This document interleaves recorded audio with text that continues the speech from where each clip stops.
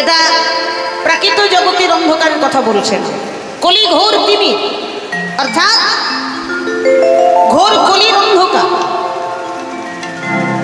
তা ঘোর কলির অন্ধকার যেটা ঘোর কলি এখনো কিন্তু আসে না, সবে কলির প্রারম্ভ, সবে কলির শুরু, সবে কলির সন্ধ্যা। ঘোর কলিকাল যখন আসবে আগে থেকেই তো বোঝা যায় যে কি হতে পারে। তা জগজীবীকে গ্রাস করছে গরাসল জগজল, বলছে সবাইকে গ্রাস করছে, জগতের সবাইকে, সেই ঘোর কলির অন্ধকার। কেন না ধর্ম কর্ম রহুদ, ধর্ম মানি না, কর্ম করি না। তো এই যে ধর্ম কর্ম রইল, কেন বললেন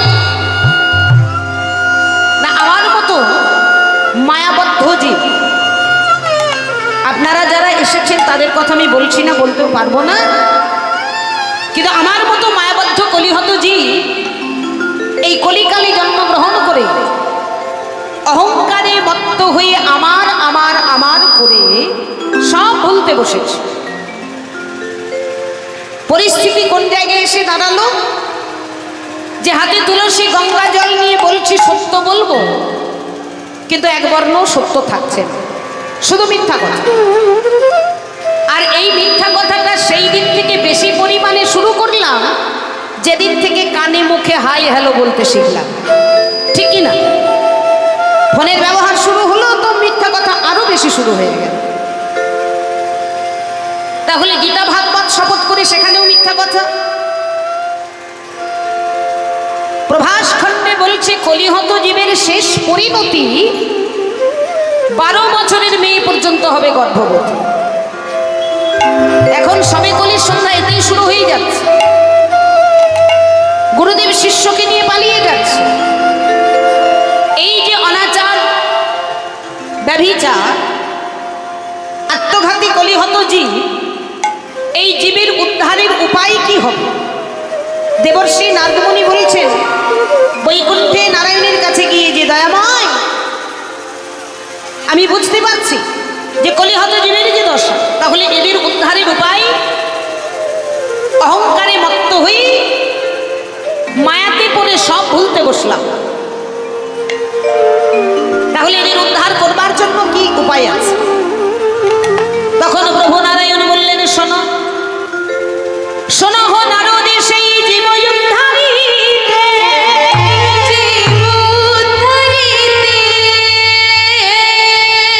আপনি উদয় হব গিয়া ওই নদিয়া পুরীতে, ওই নদিয়া পুরীতে।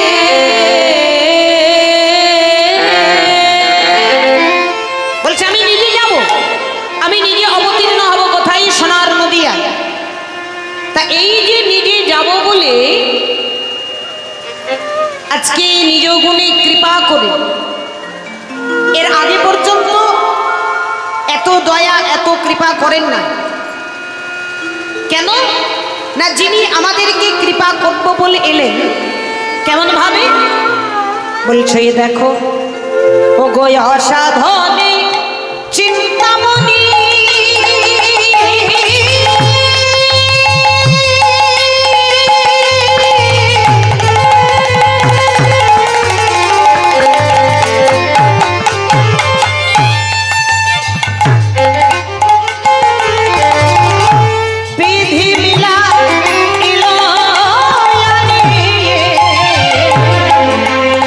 অসাধনে চিন্তা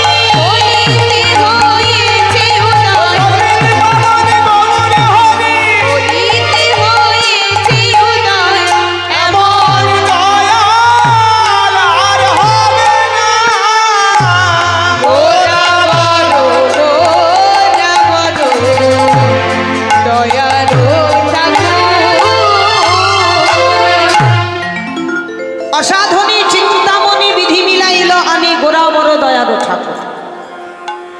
তাহলে যাকে বিনা সাধনায় পাওয়া গেছে, আজকে যে জায়গায় বসে আপনারা লীলা কীর্তন আস্বাদন করছেন, হয়তো ত্রেতা যুগে, সত্য যুগে, দাপরে এই জায়গায় বসে একদিন হয়তো ভগবানকে পাওয়ার জন্য তপস্যা, যাগযজ্ঞ, কারণ কৃতি যাত্রায় তো বিষ্ণু ত্রেতায়াং যাজত মাখই দাপরি পরিচর্যাং কালৌ তদ হরি কীর্তনা। সত্যযুগে ধ্যান ধারণা, ত্রেতায় যাগযজ্ঞ, দাপরি পূজা পাঠ। এরপরেও কেউ পেয়েছে, কেউ পায় না। যুগ যুগ ধরে তপস্যা করেও কেউ পেল, কেউ পেল না। তাই তো তিন যুগে ভগবানকে দয়াময়ী বলে নাই, দয়ার অবতার বলে নাই। একমাত্র কলি যুগে যখন আমার গৌরাঙ্গ মহাপ্রভু এলেন, তাকে বললেন কেন? রামে আদি অবতারে ক্রোধে যুদ্ধে অস্ত্র ধরে, ক্রোধে যুদ্ধে অস্ত্র ধরে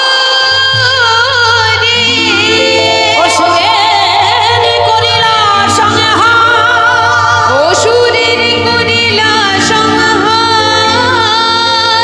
এবে অস্ত্র না ধরিলা প্রাণে ও করুণা মানিলা, হরিনামে প্রেমে চিত্ত শুদ্ধি করিলা সবাই, চিত্ত শুদ্ধি করিলা সবাই। তাহলে মাগো, এর থেকে বুঝতে পারছি রাম আদি অবতারে রেগে গিয়ে অস্ত্র ধরেছে, যুদ্ধ করেছে, মেরেছে, কিন্তু একমাত্র কলি যুগে আমার গৌর সুন্দর অস্ত্র ধরে নাই, কাউকে মারে নাই। অথচ অস্ত্র না ধরেও উদ্ধার সহজে সরল উপায় কি? কেন নিয়ে এলেন? যে কলিহত জীবের দুটো জিনিস ভালো হবে, একটা অন্নগত প্রাণ আর জনিগত মন। খাবো আর ঘুমাবো। তার ফাঁকে আর একটা কাজ খুব ভালো হয়, যেটা সাজা গোজাটা খুব ভালো হয়। কিছু হলেই পার্লারে ছুটে যাওয়া, সুন্দর করে চুল বাঁধা। কিন্তু কলিহত জীবের এই যে অবস্থা, দুর্বল, অল্পায়ু, আয়ু তো বেশি নাই। তাহলে এদের যদি উদ্ধার করতে হয়, বলছে এরা যাগযজ্ঞ, তপস্যা, ধ্যান করবে কখন? 100 বছর পরমায়ু, তাও যদি স্ট্রোক না হয়। তাহলে এই কথা চিন্তা করে সেই পতিতে পাবন এসেছেন, নিজে এসেছেন তো, তাই বলছে অসাধনে, বিনা সাধনায়। তাহলে বিনা সাধনায় যদি কিছু পাওয়া যায়, তাকে দয়ার বলবে না? আমার গৌর হরি বড় দয়া। সেই দয়ার অবতারের কথা কে জনে বলিতে পারে, যে জন বলিতে পারে, সেই গৌরাঙ্গ সুন্দরের কথা বলবে কে গো? আমার গৌর হরির মতো দয়ার অবতার। তাহলে তার মতো কথা, তার কথা আমার মতো মূর্খে তো বলতে পারে না। তাই তো পদকর্তা বলছে, আমার গোরা গুণ কখনে না যায়, গোরা গুণ কখনে না যায়, গোরা গুণ কখনে না যায়।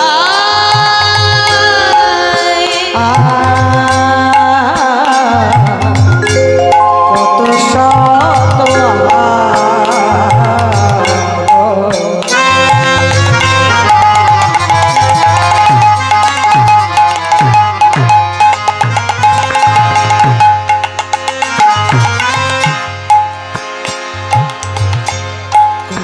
যত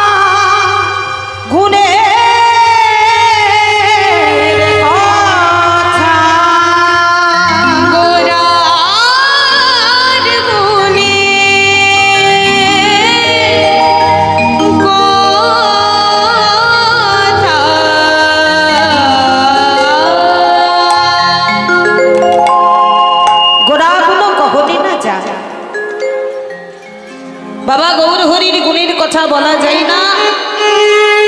কত শত আনন কত চতুরান বরণিয়া ওর নাহি পার। চতুরানন ব্রহ্মা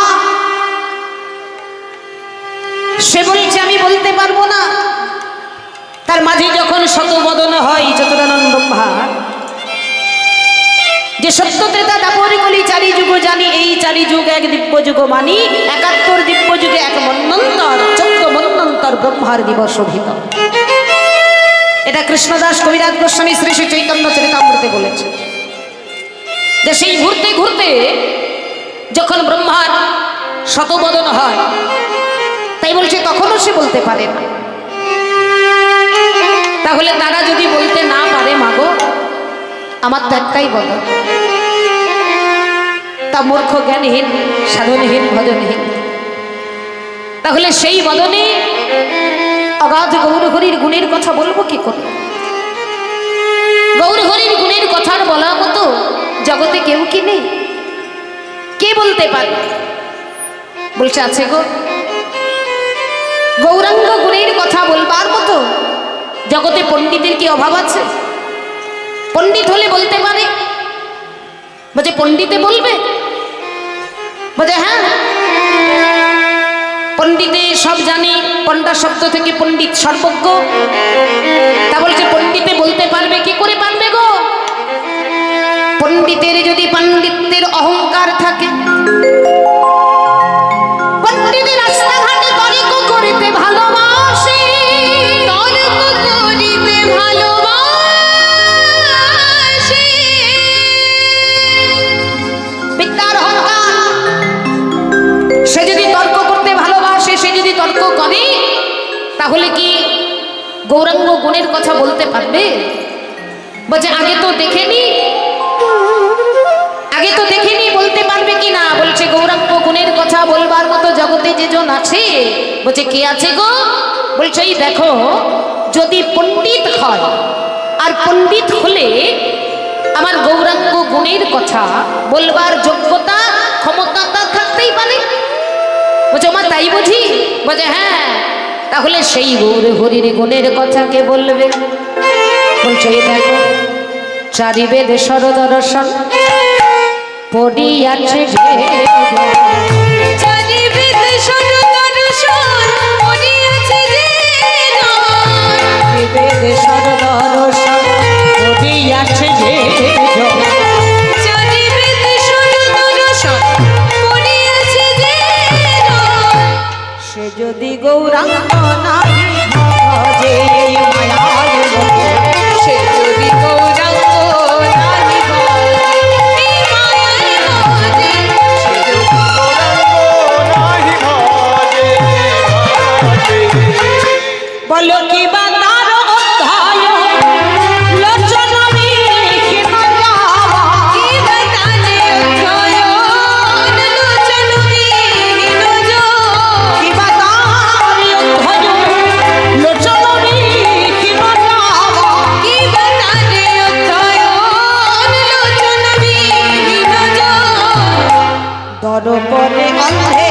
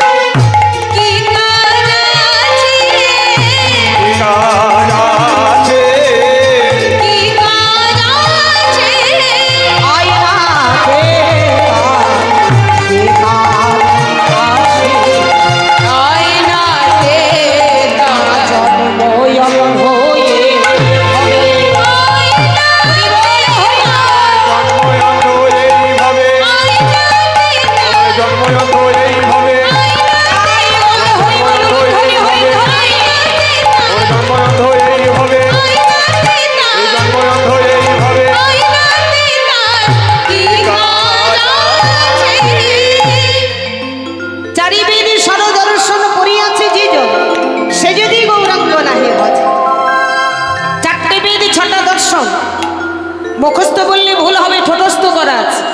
তথাপি সে যদি গৌর হরির চরণ ভজনা না করে,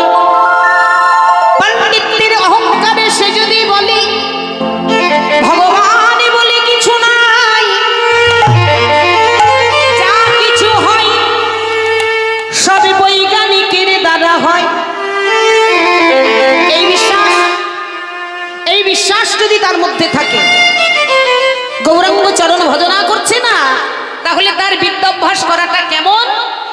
ভস্যে ঘি ঢাললে জ্বালা, ভস্যে ঘি ঢাললে ফল পাওয়া যায় কি? ওই জন্য বলছে তরপণে অন্ধে কিবাকার, কিবা তার অধ্যয়ন লোচন বিহীন জন।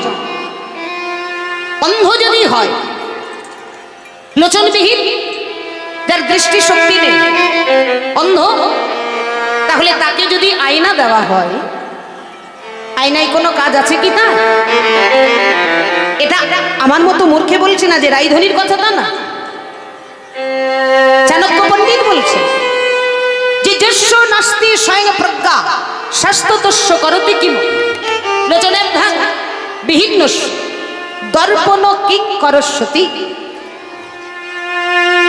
অর্থাৎ যেজন নাস্তিক, শাস্ত্র অধ্যয়ন করেছেন অথচ ভগবানের প্রতি তার বিশ্বাস না, যে আমি এত এত পুঁথি পাঠ করেছি, আমি জানি এগুলো ভগবানের দ্বারা নয়, সব বৈজ্ঞানিকের দ্বারা, তাই যদি হয় তাহলে একটা দিনের জন্য, প্রত্যেক দিন বলছি না, একটা দিনের জন্য সকালবেলা সূর্য অস্ত আর বিকালবেলা সূর্য উদয় এটা করে দেখা,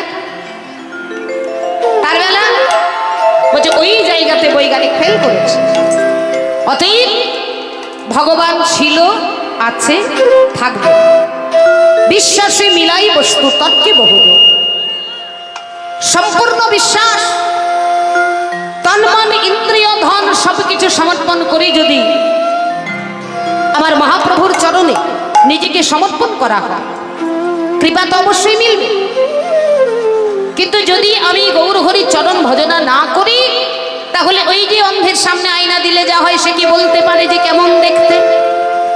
আয়নাই যেমন তার কোনো প্রয়োজনই নেই, বিদ্যায় অভ্যাসী করে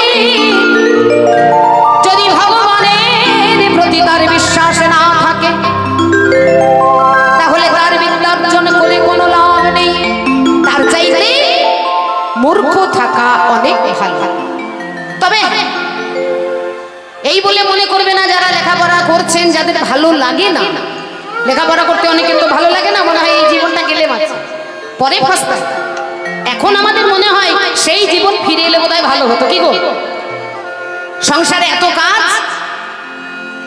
যে স্কুল জীবনটা ভালো ছিল, কিন্তু যারা স্কুলে পড়ছে তাদের আবার ভালো লাগে না। তাহলে এই যে বিদ্যাভ্যাস, আমি একেবারের জন্য বলি নাই যে বিদ্যাভ্যাস করা ভালো না, আরে বাবা বিদ্যাভ্যাস করা তো ভালো, যত বিদ্যা অভ্যাস করবে, শাস্ত্র জানলেই মানুষের ভিতরে যে পশুত্ব বোধ আছে সেটা দূর হয়ে যাবে, একদিন মানুষ দেবতাই পরিণত হতে পারে। অতএব বিদ্যাভ্যাস করার সাথে সাথে এটাও যেন থাকে যে না, ভগবানের শ্রীচরণে সম্পূর্ণভাবে শরণাগতি, নিতাই গৌর হরি বল, হরি বল, হরি বল। তাই বলছি দেখো, বিদ্যাভ্যাস করে যা কিছু হয়নি, কিন্তু বিদ্যাভ্যাস না করে বেদ বিদ্যা দুই কিছু নাহি জানো, বেদ বিদ্যা দুই কিছু নাহি জানো, গৌরাঙ্গ করে সার ভব, গৌরাঙ্গ ঠাকুর নয়ন আনন্দেতে ভলে, সেই তো সকলে জানে, নয়ন আনন্দেতে মনে, সেই তো সকলে জানে, নয়ন আনন্দেতে ভলে, সেই তো সকলে জানে, নয়ন আনন্দেতে ভলে, সেই তো সকলে জানে, সর্বসিদ্ধি করো তলে, সর্বসিদ্ধি করো তলে,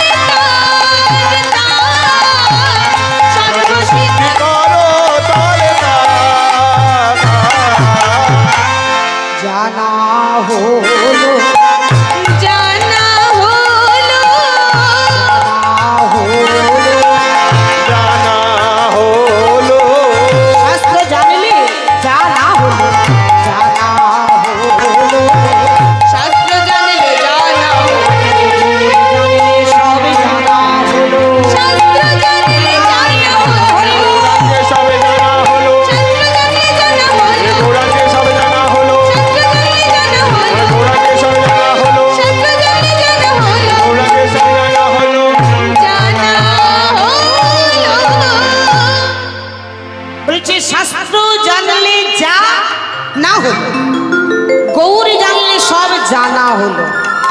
এটা বলছেন কি নয়নানন্দ ঠাকুর।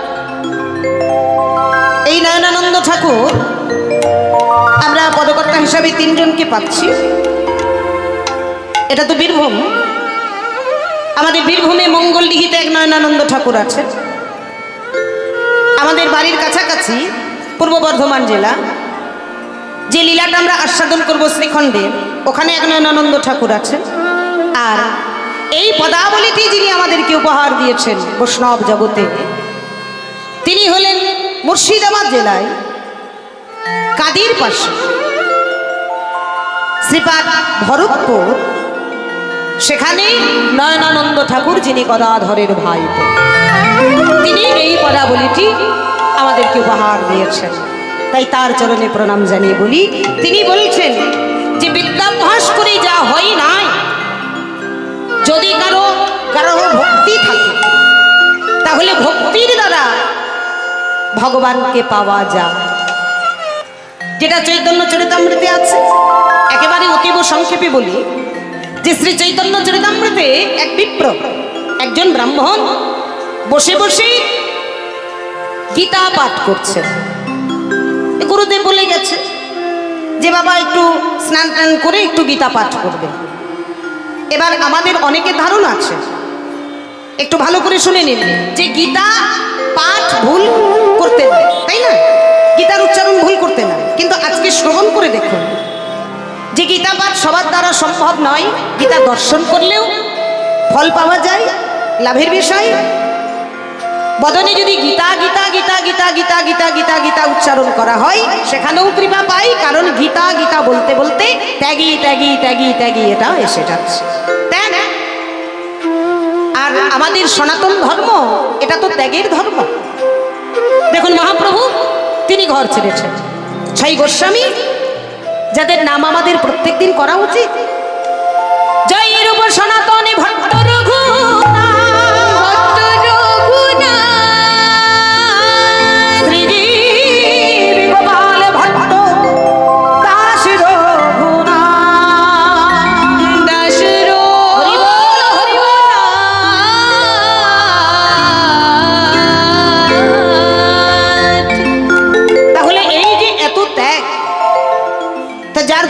গীতা উচ্চারণ করলেও ফল পাওয়া যায়। তাই দেখুন গীতা পাঠ করতে বসেছেন সেই বিপ্র, কিন্তু পাঠ করছেন তিনি লেখাপড়া ভালো জানেন না। এবার গুরুর আজ্ঞা তো, গুরুদেব বলে গেছে, তা সে গীতাটা নিয়ে বসে আছে, 2-1টা উচ্চারণ করছে কিন্তু সম্পূর্ণ ভুল। আর এই ভুল উচ্চারণ যখন করছেন, পাশে পাশে বিজ্ঞ পণ্ডিত তারা আসা যাওয়া করছে, তারা হাসছে। কিন্তু মহাপ্রভু যখন সেই পথে আসছে, মহাপ্রভু দূর থেকে দর্শন করেছে, বাহ, দেখছে গীতা পাঠ করছে। মহাপ্রভু ধীরে ধীরে তার কাছে গিয়েছে, বলছে বাহ, আচ্ছা তুমি তো গীতা পাঠ করছো, তা তুমি যা বলছো সবই ভুল উচ্চারণ করছো, কিন্তু আমি একটা জিনিস লক্ষ্য করলাম যে গীতা পাঠ করতে করতে তোমার দুটি নয়নে ধারা বইছে কেন? কেন তুমি কাঁদছ? তোমার নয়নে জল কেন? সেই বিপ্র বলছে, প্রভু গীতার অর্থ আমি বুঝি না, গীতা পাঠ আমি করতে জানি না, তবে তবে কেন নয়নে জল? যাবত পাঠ করু তাবত পাউ দর্শন, এই লাগি গীতা পাঠ না ছাড়ে মোর মন। এটা চৈতন্য চরিতামৃতে আছে। সেই বিপ্র বলছে যে আমি যতবার পাঠ করতে যাই, প্রত্যেকটা পৃষ্ঠায় গীতার প্রতিটা পাতায় আমি একটা জিনিস দেখতে পাই। কি দেখতে পাই? গীতার প্রথম পাতাতে যে চিত্রটা দেওয়া আছে, কোন চিত্র আছে? যে দেখবেন ভগবান অর্জুনের রথে বসে আছে, সারথি আর অর্জুন রথের উপরে দাঁড়িয়ে আছে। বিশ্ব স্রষ্টা জগৎকর্তা হরি যিনি, যিনি ঈশ্বর পরম কৃষ্ণ সচ্চিদানন্দ বিগ্রহ, অনাদির আদি গোবিন্দ সর্বকারণ কারণম, যার অঙ্গুলি হেলনে জগতে চলে, যার ইচ্ছা না হলে ফুল ফোটে না, পাতা ঝরে না, ফল ধরে না, বেঁচে থাকা মৃত্যু সবটা যার ইচ্ছা, সেই স্বয়ং ভগবান অর্জুনের রথের সারথি। এই চিত্রটা আমি প্রত্যেকটা পৃষ্ঠায় দেখতে পাই। এই প্রতিটা যখন পাতায় যখন দেখতে পাই যে অর্জুনের রথে শ্যামল সুন্দর ওই রজ্জুধর হয়ে দাঁড়িয়ে আছে, বসে আছে, এইটা দেখার লোভ আমি সামলাতে পারি না, প্রতিটা পাতায় দেখতে পাই। দেখেছে আমরা কি পাই? আমরা কি পাই? গীতা খুললে সেই যে পাতাটাই ছবিটা দেওয়া আছে সেটা দেখতে পাই, কিন্তু বাকি পাতাগুলোতে কি পাই? আর সে দর্শন করছে প্রত্যেকটা পৃষ্ঠা, আর এই দৃশ্য দেখে তার নয়নের জল ধরে রাখতে পারছে। মহাপ্রভু ছুটে গিয়ে বলছে, ওগো ব্রহ্ম, গীতা পাঠ তোমারই স্বার্থ, তুমি গীতা পাঠ করো। তাহলে এর থেকে কি বুঝলাম? যে বিদ্যা বুদ্ধিতে যেটা পারে না, যা পাওয়া যায় না, যদি তার ভিতরে শুদ্ধ ভক্তি থাকে, শুদ্ধ প্রেম থাকে, বিনা প্রেমে সে নাহি মিলে নন্দলাল। তাই গৌর হরি হরি বল, হরি বল, হরি বল। তাই তো বলছে যে বিদ্যা বুদ্ধিতে যেটা করলো না, সেটা ওই নয়নানন্দ ঠাকুর পাশে দাঁড়িয়ে বলে, ওগো সর্বসিদ্ধি রে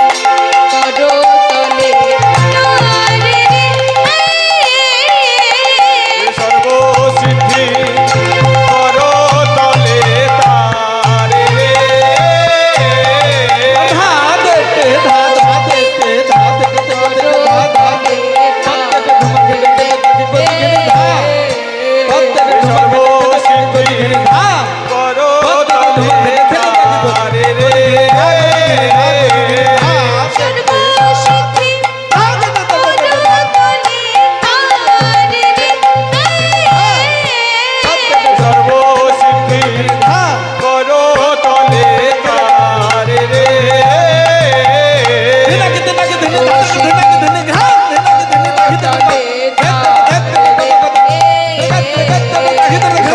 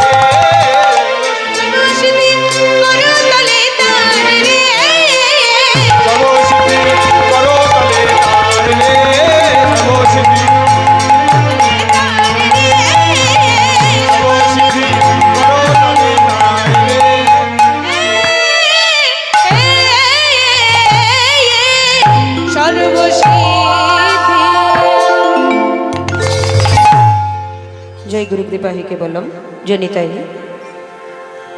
যে রাধেশ্যাম তো চলুন লীলার ভাবে ভাবিত হয়ে মধুময়ী শ্রীধাম সে মধুর বৃন্দাবনে যাব। তো যারা বৃন্দাবনে যাবেন প্রেমানন্দে বাহু তুলে রাধে রাধে রাধে রাধে রাধে। জয় রাধে। আমাদের মনটাকে নিয়ে যাব মধুময়ী শ্রীধাম সে মধুর বৃন্দাবনে। তো মধুময়ী বৃন্দাবনে যাব, मन चलो श्री वृंदावन धाम, मन चलो श्री वृंदावन धाम, मन चलो श्री वृंदावन धाम, मेरो मन चलो श्री वृंदावन धाम, मेरा राधा राधा नाम बिहारी मिले राधा प्यारी, कुंज बिहारी मिलेगी राधा प्यारी।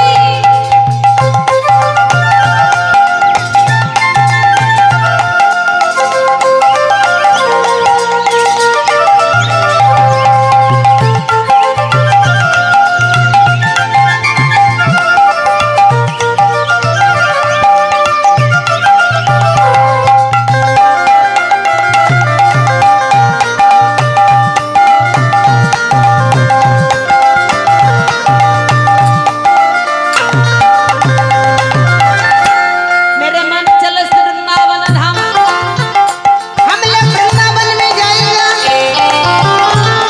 वहाँ पर हम सब मिल क्या करेगा। हम लोग सुना है वहाँ पर वृंदावन चंद्र जी रहता है, उसके दर्शन के लिए मुझे সেখানে বৃন্দাবন চন্দ্র আছে, তাকে দেখতে গেলে কি করতে হবে। प्रातः से यमुना पे नहाएंगे, प्रातः से यमुना पे नहाएंगे, तुलसी जमुना बनाएंगे, परिक्रमा करके जीवन सफल बनाएंगे, परिक्रमा करके जीवन सफल बनाएंगे, परिक्रमा करके जीवन सफल बनाएंगे।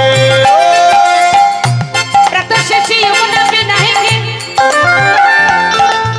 বলছে একটু ভোরবেলা উঠে, সকাল সকাল উঠে, ভোরবেলা যদি না পারে সকাল সকাল যমুনায় স্নান, তারপরে পরিক্রমা, শ্যামকুণ্ড রাধাকুণ্ড গিরি গোবর্ধন, কি তাই না। এবার পরিক্রমার কথা যখন উঠলো, মায়েরা হাতে যদি মোবাইল থাকে তাহলে ওই ভোরবেলা ওঠা যাবে। সারা রাত্রি যতক্ষণ পারছে ঠেলছে, যতক্ষণ নেট আছে তাই না, শেষ হয়ে গেলে তারপরে ঘুম আসে, তার আগে আসে। এবার দেখা যাচ্ছে ঠেলতে ঠেলতে যদি ভোরবেলা হয়ে যায়, 3টে বেজে যায়, এবার 3টের সময় যে ঘুমাবে সে আর ভোরবেলা উঠতে পারবে? তার ভোর হবে রাত্রি 12টা, ওই দুপুর সকাল 12টা। তা দুপুরবেলা 12টা বাজছে তখন যদি ওঠে, তারপরে সে পরিক্রমা করতে পারবে? তখন তার কি মনে হবে, স্নান করবো, খাবো, খেয়ে আবার ঘুমাবো। তাহলে এটা তার দ্বারা সম্ভব নয়। তা বলছে কষ্ট না করলে তো কেষ্ট পাওয়া যায় না। তাহলে পরিক্রমা কোথায়? শ্যামী কুণ্ড রাধা কুণ্ড গিরি গোবর্ধন, শ্যাম কুণ্ড রাধা কুণ্ড গিরি গোবর্ধন, श्याम कुंड राधा कुंड गिरि गोवर्धन, कैसी घाटर बंशी बादली कुंज कानो, कैसी घाटर बंशी बादली कुंज कानो, कैसी घाटर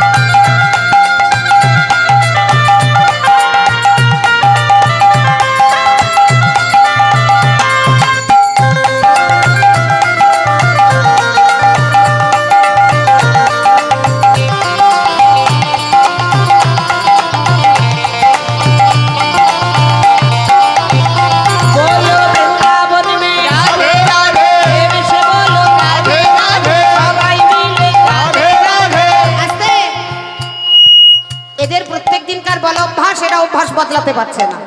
আজকে এরা বলবেন, আপনারা বলবেন সবাই, তাই না?